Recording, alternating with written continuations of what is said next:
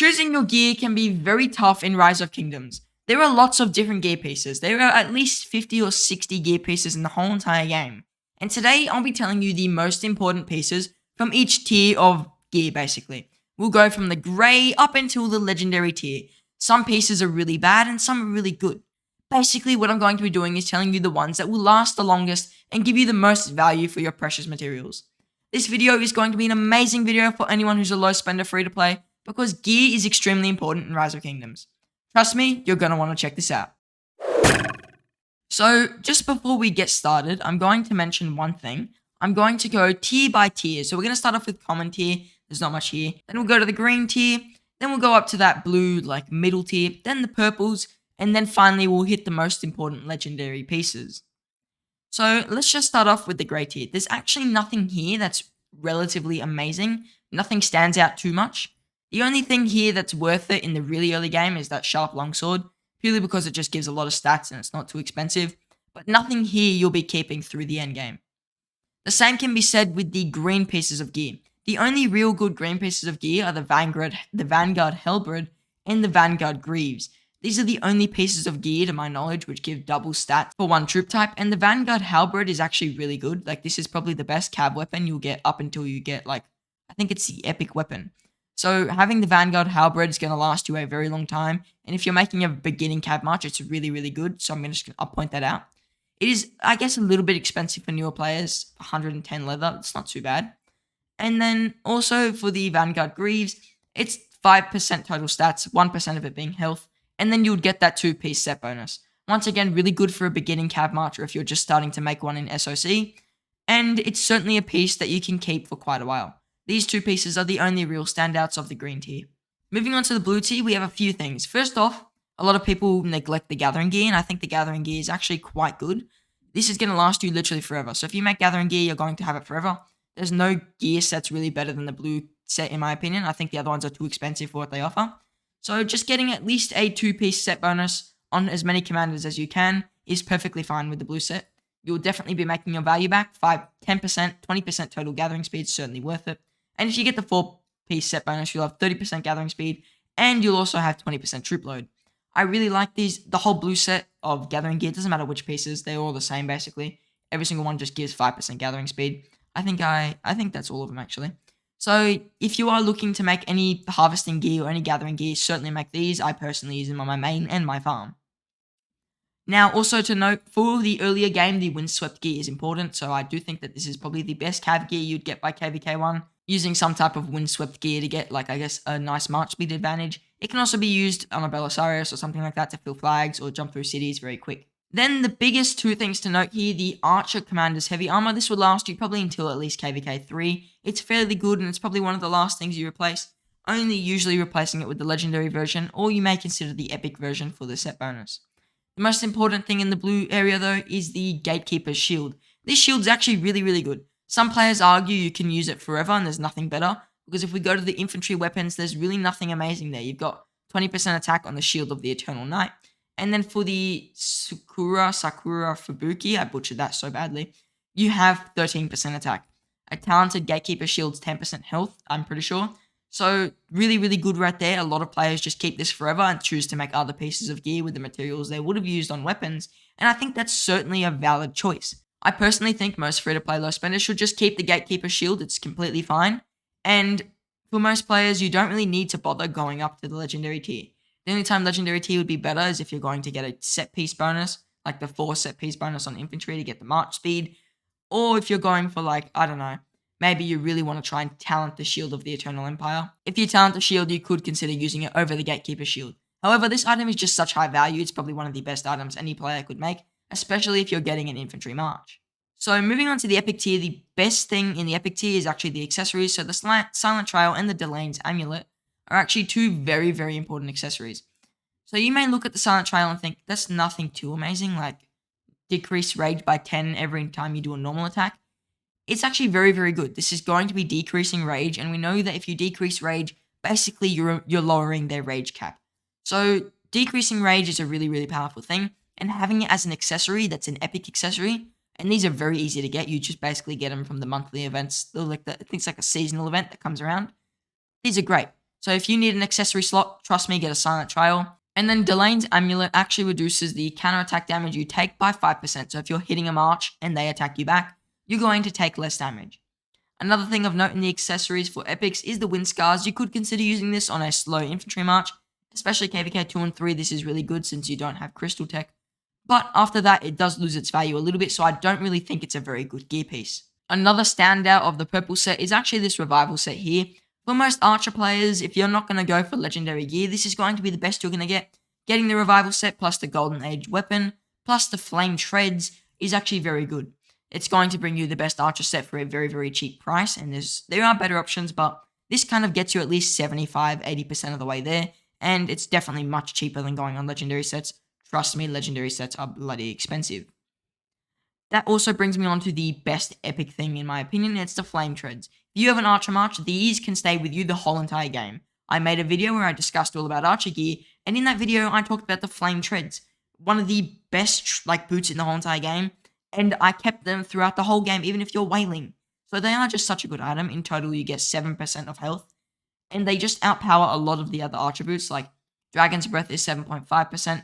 It does also outpower the Greaves of the Glorious Goddess if you can't talent them. If you do talent the Greaves of the Glorious Goddess, it's a different story. But having these flame treads is probably the best epic piece in the whole entire game, purely because of how much health they really do load onto your marches. Also important to note, the best cavalry weapon, arguably from most players, is also in the legendary tier. This is the Heart of the Saints. You get 13% cavalry defense, a bunch of health for the other troops, which doesn't matter. So the cav defense here is much better than the legendary cav weapon, which is giving you attack. So a lot of players do consider just keeping the Heart of the Saint for the whole game, and I think that's certainly fair. If you're looking for cav marches, you could just put the Heart of the Saint on there, talent it, which should be pretty easy, then you're done. Basically, those epic pieces of gear are trying to give you as much value as possible, so you don't really have to upgrade them for quite a while. Some of these could actually be carried on till the end of the game, like I said before. Another piece I would like to mention is just the Kurok's Humility. This is actually a very easy piece to get as well. I'm pretty sure get it from Crystal Chest. Yes, you can. And it's just quite easy to get. So that's the first thing. Next, it's giving you 8% infantry health. So that is better than 12% defense from the Eternal Knight. This is 10% if you talent it. Shouldn't be too hard to talent. Definitely better than the 12% defense from the Eternal Knight. And I honestly prefer it as probably another piece you could keep to the end game if you're not really an infantry main. Just put that on your march with a couple of the epic infantry pieces and you're pretty set. I really, really do like this piece. It's very easy to get, very easy to talent, and it's not expensive, so I couldn't really complain. Moving on to the legendary tier, I'm actually going to talk about some do not invests first. So first off, don't get Mountain Crushers. They're very not good. Definitely do not get Commander Boots. They're very bad. A lot of players do end up getting them. And then you look at them, 8% Archer attack and Commander XP gain. It's attack, first of all, on the boots when you could have health for the epic ones. You could also just go for the defense on the set boots like I did because I was going for a full set. Or you could even go for the health on the leadership boots if you so wanted. So looking at the Commander boots, they're a horrible investment and no one should be getting them at all.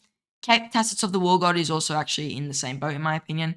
You're getting 1% extra attack, but you lose out on the set bonus. The only thing that people like about the Tassets of the War God is you can get it from the crystal chests, while the other legendary pants, the Dragon Breath Tassets, are only available from events. Another thing to mention is a lot of these prints, like the Dragon Breath Tassets or the legendary leadership boots, can only be accessed from events like the Dig event or from the Egg event. So you can't actually get them from crystal chests. You have to spend your hard-earned gems. So I'm going to be taking that into account when I discuss these, because some blueprints can cost up to 10,000 gems each if you get very unlucky, and it's happened to me a few times. The biggest things of value for legendaries are certainly their accessories. Whenever I do guides for Archer Commanders, I always mention the accessories instead of the equipment, because accessories are the biggest impact that legendaries can have. The main accessories you don't really want to get, first of all, Scholar's Lucky Coin is only for garrisons, and even then I don't think it's that good. You may consider it if you have a super hectic square formation, like armaments, then maybe it could work, but in most cases I don't think Scholar's Lucky Coin is worth it. Same thing with Greatest Glory, Pendant of the Eternal Knight. They're not bad, but for 160 legendary materials, I've said it again and again, it's not very good value, and I don't think it's ever going to be. 5% skill damage is the same you get from a civilization bonus with the Ottoman Empire. So looking at that, you're already looking at low value. For 160 legendary materials, this is half a year of grinding maybe a third of a year, but still it's very expensive. 5% plus normal attack is certainly not worth it, just in any situation. Like, I would much rather have 50% all damage or a bunch of rage gained over that 5% normal attack. I also don't really like the Vengeance. It is plus 8% counterattack, and I think you'd probably be better off with the Greatest Glory. It's once again not worth 160 legendary materials. If these were epic accessories, they may be very much worth it, but they are legendary, so I'm going to say they're not worth it in any situation, and don't touch those 4 accessories ever. There are the accessories that are worth it now. The best legendary accessory, in my opinion, is the Ring of Doom. Most marches should have a Ring of Doom. You are basically just having a 10% chance to increase your all damage by 50% for 2 seconds. It can trigger 1 time every 5 seconds. That's really, really good. Like, 50% all damage on a hit, even though it's only for 2 turns, is really good. Artemisia has it for like 3 or 4 turns, maybe it's 5. And that's already amazing on her. Imagine just bringing her best skill but as an accessory without the silence. It's absolutely amazing. Another thing, if you really want rage, Horn of Fury is insane, and I really, really like it. I use it on my Boudica because I want my Boudica to gain rage, and she absolutely gains rage like it's going out of fashion. Every 2 to 3 turns this triggers, and you're just getting loaded with rage. Then I also do recommend, if you're running a ball of 5 or 6 marches, you should have 2 concealed daggers and 2 Mora's webs strung throughout there. Now, you may be wondering why 2? Well, these stack 3 times, okay? And it's a 30% chance to reduce the target's health by 5%.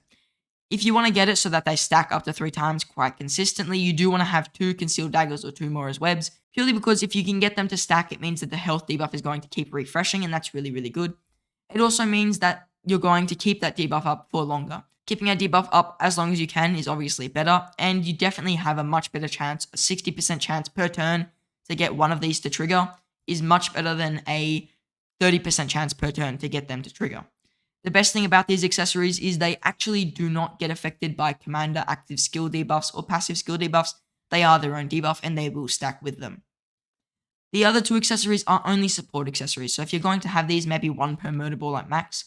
Kurok's War Drums is the better of the both. So Kurok's War Drums, 10% chance to grant 50 rage to troops led by the commander, as well as 2 nearby allied troops. This effect can trigger at most once every 3 seconds. This is kind of like a Horn of Fury, except it's buffing your troops. So the way this works is, every time this triggers, you'll get 150 rage if you've got more than 2 marches next to you. And in the same time, it will take this Kurok's War Drum to trigger, which is about once every 10 turns. The Horn of Fury will trigger probably about 3 times, and you'll get about 150 rage on the Horn of Fury as well. So you can see the Kurok's War Drums is kind of like a less greedy horn in a way, where you're kind of spreading the rage and spreading the love a little bit, and I really do like that. The Seth Call is only on here because it just gives you 10% increased attack, and if you're really desperate for buffs, it could be okay. In my opinion, though, it's not very much worth the materials, but it's actually kind of cheaper than the other accessories, which is why I do consider both the Seth's Call and the Kurok's War Drums. If the Seth's Call was 40 in material cost, then maybe it would be a different story. Moving on to legendary weapons. If you're an infantry main, I would skip every weapon here. Same thing if you're a cav main, none of them are really worth it. If you're an archer main, my best set, in my opinion, for archers does require the Dragon Breath bow, so I don't think it's too bad of an investment. However, I think KVK weapons are all a skip. They're just too expensive to be valuable. The gathering weapon is kind of trash for its price, and the leadership weapon is only good for leadership garrisons. Moving on to helmets, the one thing I really like here, if you're an archer main or a cav main, Pride of the Khan is really, really nice. The best helmet before that is attack, so getting Pride of the Khan, or at least getting the legendary cav helmet if you're only going for cav, is nice. I actually think Pride of the Khan is part of the best archer set, because in total you can get like 34.5 or 36.5% health when you go for a proper archer set, and Pride of the Khan is a piece I do recommend for that. For archer mains though, I wouldn't really be touching these 2 pieces here, so the Dragon Breath helmet and the KVK helmet, because the Pride of the Khan is just better, and the Pride of the Khan is in KVK. Siege helmet's pretty good, and everything else is pretty bad. Chest plates, the Archer's chest plate really, really stands out here. It's really, really nice. And then there's also another chest plate that stands out. The Milky Way is pretty good, but I don't really recommend it because you could just get the Dragon Breath one. And I think that's actually it for the chest plates. Nothing here stands out too much. Hope Cloak's not bad compared to the infantry one you had before, which is just attack. So Hope Cloak is probably your best bet as an infantry main. In terms of gloves, there's nothing too amazing here besides Navarre's Control, which is really good actually. 8% health on gloves is amazing. There's no gloves that give health, and you can get up to 10% if you talent it. Plus, on top of all that, it's available in the Crystal Tavern. Amazing. In terms of legs, the most important ones you could look at here, the leadership ones, these are really, really, really good, and I do recommend them for almost every player in every set. Actually, I think they are in every single best set in my opinion, which I made a video on. Card will be in the top. In terms of boots, the best boots in my opinion are actually going to be the Greaves of the Glorious Goddess, unless you're a cav main where you stick with the boots of the Hellish Wasteland, as they still give you 7.5% health. For every other march, you're basically probably going to want to run these Greaves of the Glorious Goddess, unless you're an Archmain who's talented Flame Treads and won't be able to talent Greaves of the Glorious Goddess. Flame Treads are really, really good and just stick with those. Infantry players, though, you definitely want to get this, and this will last you forever. Now you know which gear pieces are really high value, and especially for the legendaries, which are the most expensive, you know which are not the best value. I'm making an announcement though. Within 6 hours of this video uploading, I will be going live on YouTube to everybody. And I will be doing a live stream where I play Champions of Olympia, but every time I lose, I get punished. These punishments are kind of insane, and you guys chose them. There are things in there like do my face reveal. It's a rare punishment, but it is in there. I will be playing Champions of Olympia until we get all the chests or until I die of punishments. So if you're interested in checking it out, it will be hopefully in the pinned comment if I didn't fall asleep, or in the description. Now, if you enjoyed watching, I do hope I see you in the next one.